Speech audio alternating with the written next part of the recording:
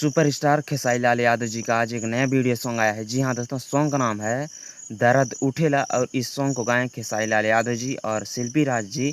बहुत ही बवाल कमाल धमाल का यह वीडियो सॉन्ग है। इस सॉन्ग को रिलीज किया गया है फालतू इंटरटेनमेंट यूट्यूब चैनल पर। अगर आपने अभी तक नहीं देखा जाकर जरूर देखिएगा फालतू इंटरटेनमेंट यूट्यूब चैनल पर। जी हाँ दोस्तों, सॉन्ग का नाम है दर्द उठेला। और यही दूसरी खबर है, सुपरस्टार अरविंद अकेला कल्लू जी का आज एक उनका भी वीडियो सॉन्ग रिलीज हुआ है world wide record Bhojpuri YouTube channel पर। जी हाँ दोस्तों, उनका सॉन्ग का नाम है रील्स वाली दिल ले गई। जी हाँ दोस्तों, रील्स वाली दिल ले गई। बहुत ही बवाल कमाल धमाल का वीडियो सॉन्ग बना है। अगर आपने इन दोनों को अभी तक नहीं देखा है तो जाकर जरूर देखिएगा। बहुत ही बवाल कमाल धमाल का वीडियो सॉन्ग बना है।